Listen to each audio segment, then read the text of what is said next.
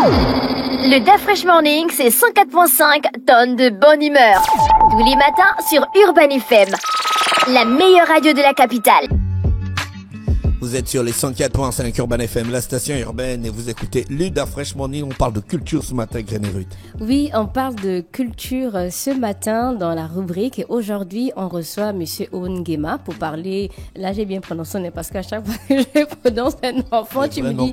Tu es incapable. Hier, tu étais incapable de prononcer Medankoro. Non, j'ai bien prononcé. J'ai bien prononcé, donc nous invités. Da Fresh. Oui, tu n'as pas honte. Non, je n'ai pas honte. Donc, notre invité est là pour parler d'un sujet profondément enraciné dans notre identité. Quand tu pars en Russie, hein? Tu vas dire quoi en Russie? Quand les Russes parlent leur langue, tu es là, tu es ce moment-là. Tu sais, chacun a son téléphone pour la traduction. Hein? Même c'est eux qui m'ont montré Perplex IT. Bon, quand tu vas te retrouver dans une situation où tu ne veux pas que les autres entendent ce que tu dis. Je vais t'appeler. Qui? Mais moi, je sais rien. Est-ce que tu sais où je sais? Tu es toujours connecté. Mais moi, je ne sais pas parler. C'est Dieu. Il ne faut pas compter sur moi. Hein? D'accord. Voilà. Je vais appeler Mosley. Donc aujourd'hui. Malheur à l'homme qui se croit en l'homme. Oh, c'est Dieu. Aujourd'hui, nous recevons Ongema pour parler d'un sujet profondément enraciné dans notre identité, les fiançailles, mais dans la culture fan. Donc, on sait qu'il est un moment clé qui va bien au-delà d'un simple engagement amoureux, puisqu'il relie donc deux familles et relève toute la richesse des valeurs traditionnelles. Mais quand on parle des fiançailles dans la culture fan, est-ce qu'il y a une certaine signification chez tout le monde? Est-ce qu'il y a aussi donc des conséquences peut-être par rapport à la durée ou encore à certains symboles, d'où on a appelé Monsieur Ongema qui fait plusieurs vidéos sur son compte TikTok qui parle de la culture fan. C'est de ce qu'on a parlé le matin, Monsieur Ongema, bonjour. Bonjour, Da Fresh. Rapprochez-vous du micro, faut vous rapprocher du micro, rapprochez-vous. Déjà la voix. Est-ce que vous avez le diplôme? Le diplôme lequel, je ne sais pas. Je crois on a parlé de ça ici le matin. matin. Un certain nombre de choses avec les connaissances qui sont les miennes, avec leurs limites, avec ce qu'elles ont comme compétences pour éclairer les uns les autres. D'accord. Parce que c'est elle-même qui a mené le sujet Oui, ici. c'est hein. moi. D'accord. Et les Chinois ont dit que si tu n'as pas le diplôme, faut pas parler les choses qui te dépassent. Oui. Donc, vous êtes un observateur de la culture ou bien, je sais pas. Plutôt enfant de la tradition gabonaise à double titre. Moi, j'ai eu la chance d'avoir un grand-père praticien, ancré dans la tradition. En même temps, en tant qu'enfant du Gabon, je fais mon chemin dans la tradition. Je questionne, j'expérimente, je vis un certain nombre de choses. Les fiançailles de la culture fan, qu'est-ce que ça représente? Les fiançailles dans la culture fan, bon, on pourrait, pour les besoins de pédagogie, sans doute partir de l'essentiel en disant que convenablement chez les enfants, on dit Ekul Gadzan. Ekul Gadzan, si on essaie de traduire en français, ça serait la divulgation ou le dévoilement public des prétentions sentimentales. Et en tant que tel, convenablement, ce sont les parents de l'homme qui font la démarche. Ils font la démarche au sens où il y a déjà en préalable le fait qu'on a des pourparlers avec une certaine famille et donc on souhaite que notre fils épouse une de leurs filles. Ça, c'est le préalable. Et en tant que tel, je le redis comme ça pour qu'on se comprenne bien, dans le temps, c'est-à-dire autrefois, ce n'était pas l'homme qui allait, c'est-à-dire le futur époux, qui allait faire les présentations. C'était sa famille qui s'organisait et, je dis encore un mot dans la langue, qui allait donner le mimbom chez la future belle famille mbom. Je traduis littéralement, ça aurait pu donner pli, ça aurait pu donner paquet, c'est-à-dire c'est des petits présents qui montrent en réalité, qui manifestent notre détermination. Donc là, on ne parle pas de la dot. Non, on ne parle pas de la dot. Qui montre notre détermination à vouloir épouser la fille de monsieur X ou la fille de monsieur Y. Il s'agissait d'un gibier, il pouvait s'agir de produits de pêche, de boissons, etc. Et ça s'arrêtait là. Et donc, avec le temps, et il faut bien le comprendre, les choses ont évolué et aujourd'hui, les fiançailles sont devenues ce qu'on sait, c'est-à-dire, moi j'appelle ça une espèce de buzz où en vérité, on veut se mettre en valeur. Pourquoi on parle de buzz? Est-ce qu'il y a donc un rituel, encore des objets particuliers utilisés lors des fiançailles dans la culture fon que l'on retrouvait avant, qui ne sont plus présents par exemple aujourd'hui? Je le redis, les fiançailles, c'était simplement la prétention de manifester la détermination d'épouser une femme dans une famille. Or, aujourd'hui, ça à quoi nous assistons, c'est plutôt une espèce de cérémonie de mariage où vous avez des gens qui cousent des pagnes, des tenues, qui invitent les familles, qui donnent de l'argent, qui donnent à manger, qui donnent à boire. Dans les faits, c'est-à-dire qu'en pratique, au fond, ça c'est déjà un mariage. Mais ce que je veux préciser, c'est que ce qui techniquement aujourd'hui différencie le fiançailles du mariage, c'est souvent le nombre de produits matériels qu'on peut mettre en présence de la belle famille et surtout la somme d'argent. Mais techniquement, ça ressemble, mais clairement. Est-ce qu'avant il y avait la somme d'argent? Est-ce qu'avant il y avait la somme d'argent? Bon. Ça dépend de comment on voit avant. C'est-à-dire que si on va dans les années 50, oui. Moi, mon grand-père, il a épousé ma grand-mère à 25 francs. Bon, avec tout ce qu'il y avait autour. À 25 francs? Oui, à 25 francs, Ah, mais il a c'était dit dans beaucoup les années d'argent 50. pour leur époque parce que bon, lui-même, il était payé à 18 francs. Donc, vous voyez que c'était plus que ce qu'il gagnait. Donc à l'époque, on payait déjà plus que ce qu'on gagne en fait. À C'est pas l'époque- nouveau. À l'époque, on payait déjà plus que ce qu'on gagne parce que... Non, c'est pas nouveau. Mais ça, c'est lié à l'entrée de notre culture dans les schèmes de vie capitalistes. C'est-à-dire qu'à un moment donné, la femme est devenue un objet à partir duquel la famille peut gagner de l'argent. Je suis navré de le dire, mais c'est la stricte vérité. C'est pourquoi je dis ça dépend de là où on met le curseur quand on dit avant. Mais si vous allez dans les années 1800, convenablement, cette affaire d'argent et tout ça, ça n'existait pas. C'était plutôt d'autres codes. Et là, on parlait de Osubi-Keny. Osubi-Keny, littéralement, ce par quoi on lie les deux familles. Et dans la symbolique, c'était des objets en fer, en cuivre, etc., qui servaient soit à fabriquer des outils de culture pour que la belle famille travaille, donc machette, ou etc., ou en d'autres circonstances, à fabriquer des armes de guerre pour se défendre. Et on parle de l'union de deux personnes, mais est-ce qu'il y a des valeurs ou encore il y a des principes dans les fiançailles chez les femmes qui cherchent à transmettre? Dans la culture actuelle, les fiançailles, ça sert à envoyer un message à d'autres prétendants, comme pour dire je marque mon terrain. Mais c'était déjà dans le temps, c'est-à-dire que la logique interne, elle est la même. Sauf que, et ça il faut pouvoir l'expliquer convenablement aux gens, il faut pouvoir leur dire que quand on a fiancé une femme, ce n'est pas tout. Parce que si après on néglige la relation et que quelqu'un d'autre se positionne, mais sérieusement, et que lui, il franchit le pas de la dot, c'est pas votre femme. Et ce que, entre guillemets, vous avez investi. Mais symboliquement, on a fait déjà le geste. Symboliquement, on a fait le geste, mais c'est pas tout. Parce que après, pour une femme, vous pouvez avoir 3 prétendants, 4 prétendants. Donc, le geste ne suffit pas. Et même dans nos traditions, c'est juste que c'était des ententes, mais au bout d'un moment, si la relation n'était pas, entre guillemets, réchauffée, quelqu'un d'autre pouvait se présenter et c'est important de le préciser, ce n'était pas remboursé parce que ce que vous aviez investi, ça n'avait aucune valeur, entre guillemets, de comptable. Ça avait simplement valeur de j'ai prétention et ma bienveillance fait que parce que j'ai prétention d'épouser cette femme, voilà, je lui offre des présents. Donc, c'est pas remboursé. Et même, vous me permettrez de dire ça comme ça, lorsque il arrivait que l'union soit consommée avant le mariage, c'est-à-dire que la relation soit consommée avant le mariage et que naissaient des enfants, les enfants étaient convenablement les enfants de la tribu de la femme. Chez moi, enfant, on dit Banbe Yayon.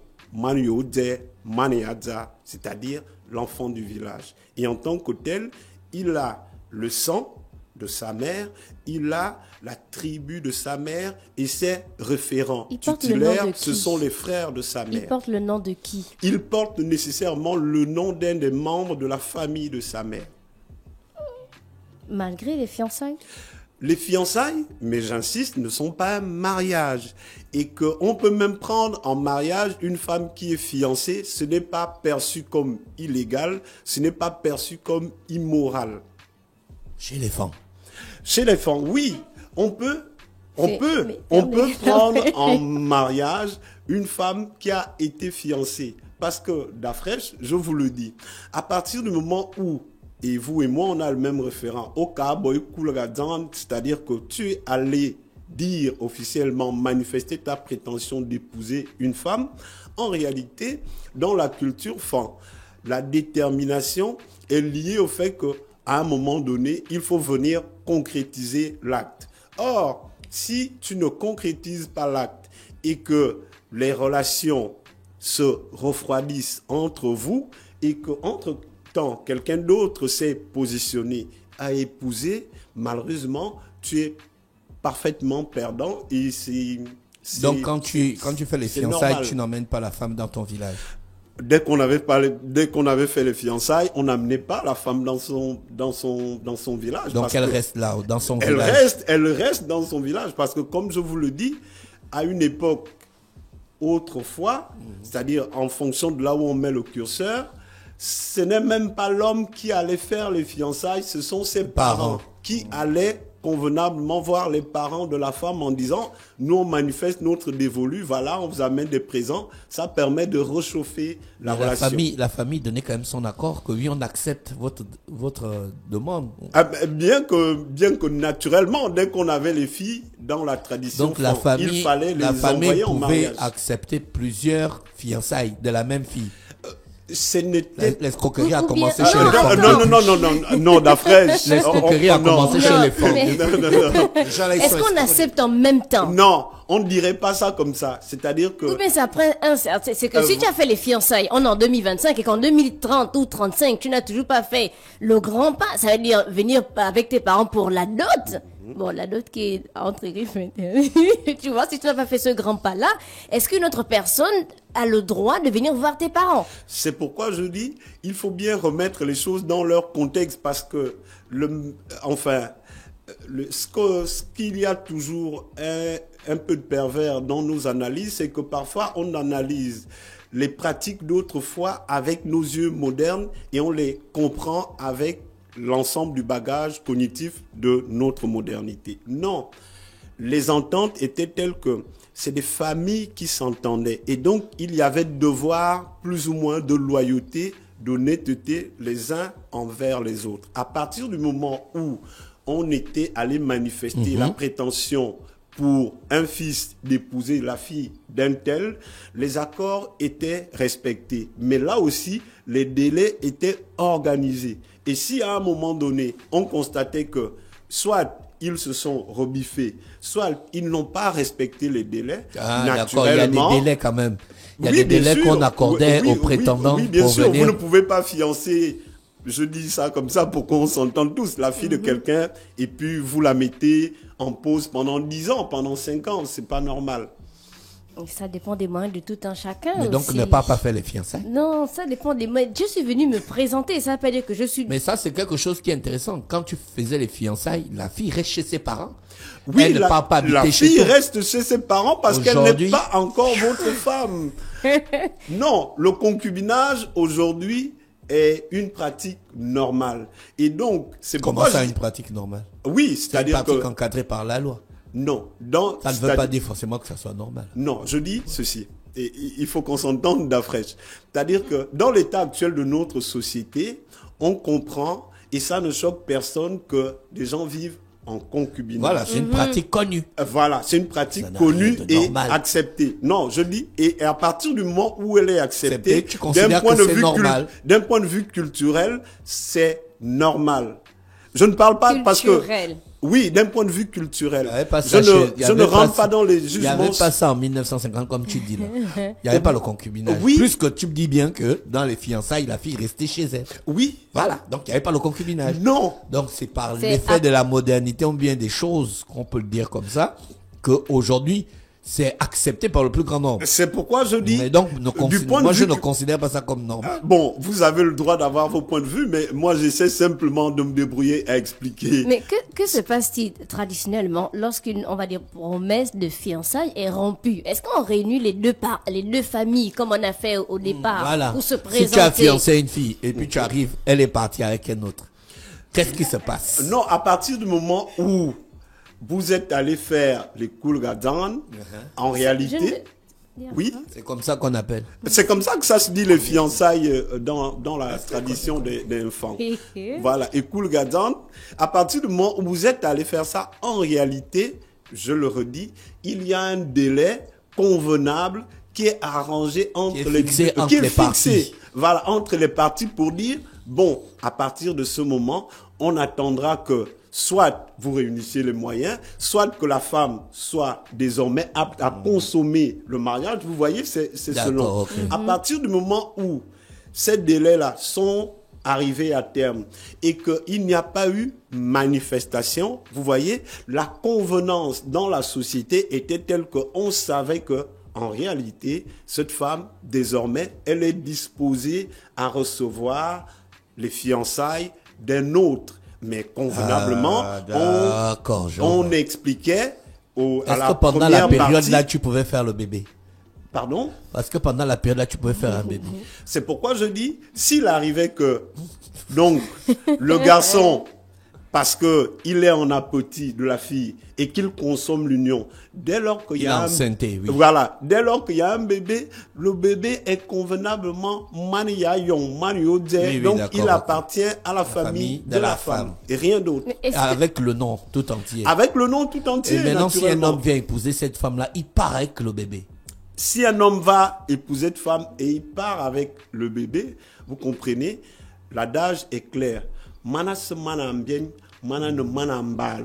L'enfant n'est pas l'enfant du géniteur, l'enfant est l'enfant du père au sens de celui qui lui donne éducation, qui lui transmet l'humanité. C'est lui qui a doté la mère. C'est celui qui a doté la mère. Mais si vous dotez une femme qui a déjà un enfant, cet enfant-là, vous n'avez aucun droit sur lui.